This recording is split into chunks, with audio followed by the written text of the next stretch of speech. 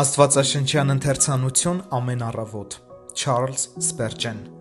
Դեկտեմբերի 15 Եվ Օրփան իր սկեսրոջը համբուրեց, բայց Ռութը նրան կառչեց։ Ռութ 1:14 Երկուսն էլ սիրում էին իրենց սկեսուր Նոյեմիին և պատրաստ էին նրա հետ Հուդայի երկիր վերադառնալու։ Սակայն Նոյեմին ազնվորեն և անկանխակալ նրանց նկարագրեց իրենց սպասվող փորձությունները,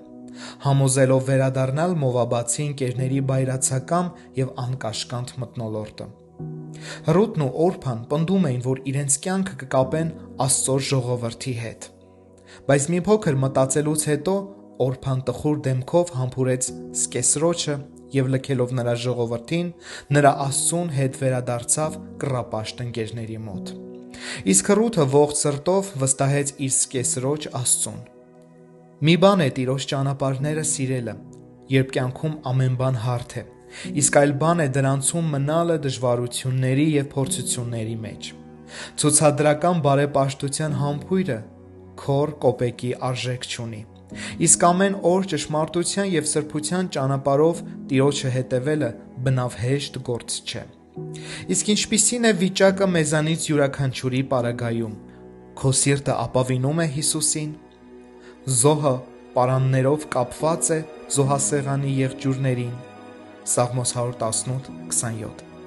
Արդյոք գիտես այդ զոհի արժեքը և պատրաստ ես հրաժարվելու աշխարհից հանուն Տիրոջ։ Եթե այո, ապա քեզ սպասվում է առատ փոխհատուցում։ Այն փառքը, որ պիտի բացվի քեզ, կծածկի Եգիպտոսի բոլոր գանձերը։ Օրփայի մասին մեզ այլևս ոչինչ հայտնի չէ։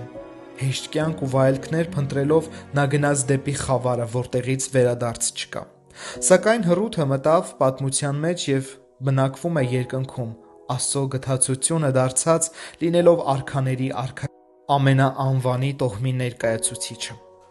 Երանելի է այն մարդը, որ հանուն Հիսուսի ընդունակ է հրաժարվելու ամեն ինչից, իսկ նրանք, ովքեր գայթակղության ժամին զոհաբերում են իրենց խիղճը և վերադառնում են աշխարհ, պիտի մատնվեն արհամարհանքի և մոռացության։ Սիրելիներ, մի բավարարվեք բարեպաշտությամբ, որը Օրփայի համբուրից ավելին չէ։ Թող Սուրբ Հոգին մեզ օգնի մեր սրտերի նուրբ մտերմությամբ փառվել Հիսուսին։